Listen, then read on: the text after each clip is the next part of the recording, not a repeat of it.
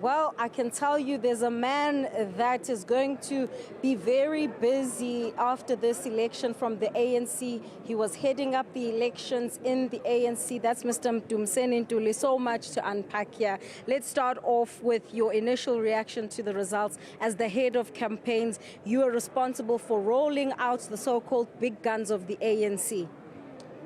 Well, I think I'm very excited with the campaign that we led.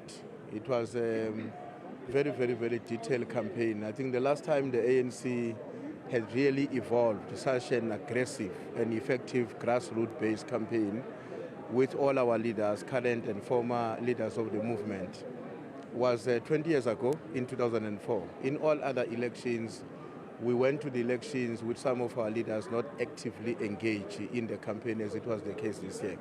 So I have all the reasons to be proud of the work that the ANC election team has done, as well as the volunteers of the ANC throughout the country, who really have made it possible for the ANC to emerge in these elections as once again a leading party that has obtained more than 6 million votes in support of the African National Congress. I think we have all reason to be proud of that. But what you can't be proud of, surely, Mdumiseni, is dropping so dramatically, a 17% drop, Mr. Ntuli. It can't be an easy pill to swallow. Well, it's a journey of the past 30 years, which has had its own ups and downs, difficulties and challenges. And obviously, as an incumbent, as a governing party, it's inevitable that at a certain point in time, there would be challenges that are confronting you as an organization, but equally impacting negatively on the population and society in general. I mean, we went to these elections, when we started the campaign, the mood in the country was quite negative against the ANC. There was a high level of load shedding, if you remember very well.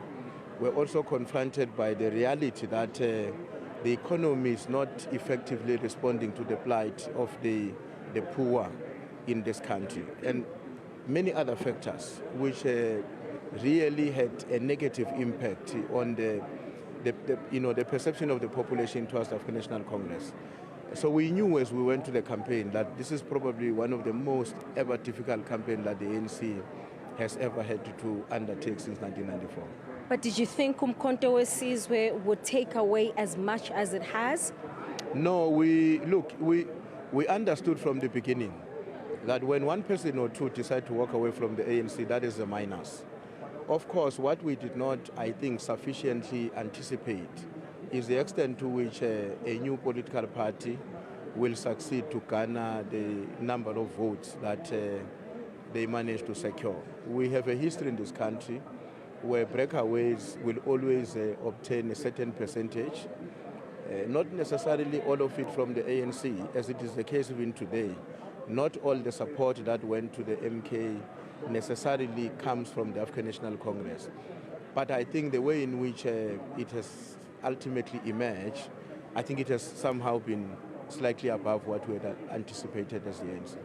By and large, the analysis has been that this is a protest vote against the ANC. A message is being sent. As you stand here right now, what do you think has been said to you in light of the fact that as well there is conversation of the fact that there are some ANC people who might have been working with Umkhonto weSizwe, the party behind the scenes in areas such as KwaZulu-Natal? There's already speculation that some councillors are preparing to resign. How much shock are you willing to absorb when you find out, if at all, that there are some people who've been working against the organization internally?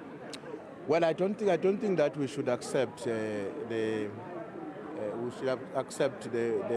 information that is circulating without substance, which suggests that there are ANC people who are in the ANC but who have been working with the MK party in order to undermine the ANC from internal or to subvert the movement from within. I think we've got to, after these elections, the ANC has a responsibility to sit down and conduct a detailed political and organizational analysis to understand, to pose and answer the question, what has happened which has resulted in so many people in the first place decided not to go out and vote? Because we've got a population of 27 million South Africans who are registered. And as you can see in the board, only about 15 million of them went out, which means more than 10 million South Africans did not go out to vote. Why is that the case? What is it that is happening in our democratic country, which is actually making these people not to be motivated to continue play their role as South Africans whenever we're going to the elections?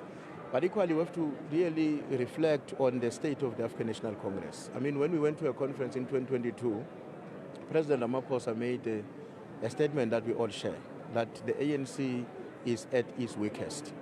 And we agreed at conference the measures that we needed to take in order to strengthen the African National Congress. The time was against us because we emerged from a conference, you immediately have to prepare for the elections, which are taking place hardly 18 months later. And you know, to turn around the situation in an organization that is so big as the African National Congress, it requires a bit of time, it requires a lot of work to be undertaken to ensure that you reposition the ANC, you effectively embark on the renewal of the organization in order to make sure that the ANC once again becomes the only choice of the people of South Africa, and that all that it does resonates deeply with the overwhelming majority of our population. Mr. Ntuli, the other thing I suppose that you'll have to reflect on as the ANC is the fact that wherever you lose, it becomes very difficult for you to recover as an organization. When you lost the Western Cape, you've just not gotten it back. Whenever you lose a big region, the ANC hardly ever comes back. The question to you is this result still then about rebuilding, renewing, and restoring the ANC? Because many would say that it's quite the opposite. Well, my own view is that we are a learning organization. We lost the Western Cape almost 20 years ago. And of course, it has been very difficult for the ANC to mount an effective election campaign in the Western Cape. And in the past two elections, unfortunately, we went to the campaign without an elected regional executive committees in the Western Cape as well as their provincial executive committee. I think the evidence before us today suggests that the performance of the ANC in the Western Cape is much more better than in the past two elections. And my own view is that that can be, appropriated to the fact that you have an elected provincial executive committee, you have regional executive committees which are in place. I don't think that the ANC membership and us as leaders of the ANC and our supporters must see this as a signal of the end of the ANC. This must be a learning point for the ANC. It's a lesson that encourages us to go back to the drawing board, not just to tick the box, but to have a considered reflection about the state of the ANC. What is the caliber and the quality of the membership we have? What is the caliber and the quality of the leadership we have in various levels of the organization, starting from the branch executive committee up to the national executive committee? And what are the measures that we need to undertake in order to ensure that this leadership and the membership is repositioned in such a way that once again it becomes an inspiring membership and leadership of the ANC to the population of South Africa? I think that is not an impossible task.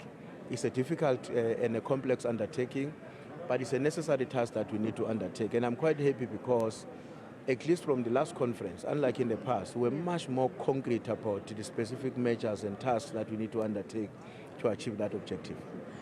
On a personal level, as the head of elections, are you satisfied with the campaign that you mounted? When you look at, the Western Cape again, many would have thought that the stance of the ANC when it comes to the Israel-Palestine conflict would have been something that you would have been able, to garner more support with. You actually got we had a briefing where, the Muslim society actually backed you, but that has not quite reflected in the numbers. So going into the election, were you able to assess whether or not that would be part of your winning ticket? Because it seems that that's not quite the case, that yes, they may be thankful to the ANC for supporting Palestine, but on the issues of bread and butter, they're still trusting the DA.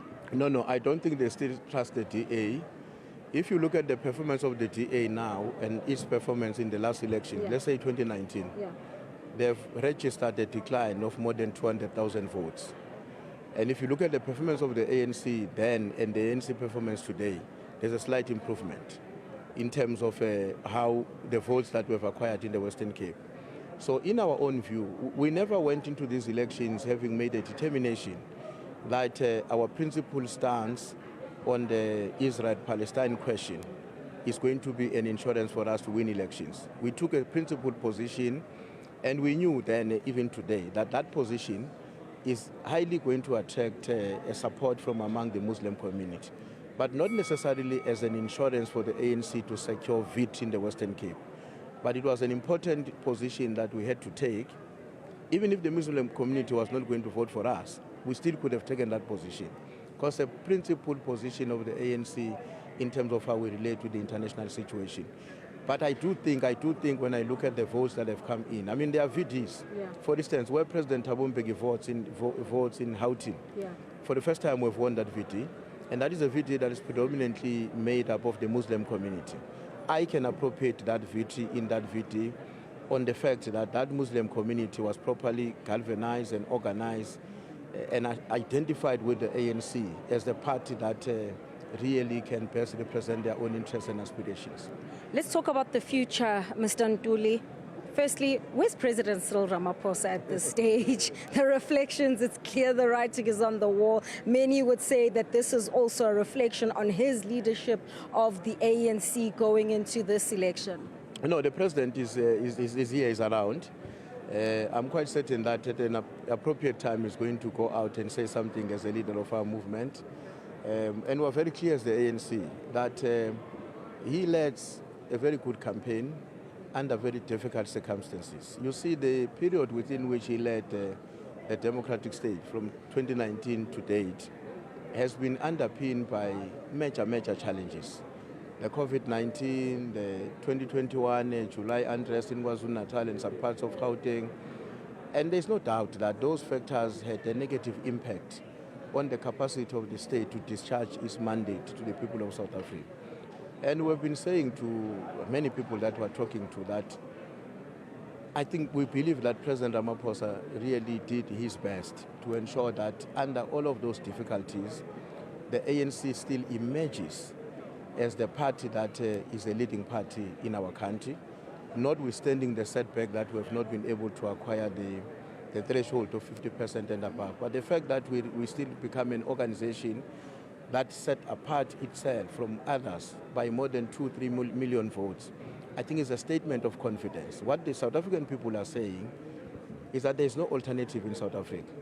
We are not happy about the way in which you are leading the country. We are not happy about the way in which certain things are taking place in the country.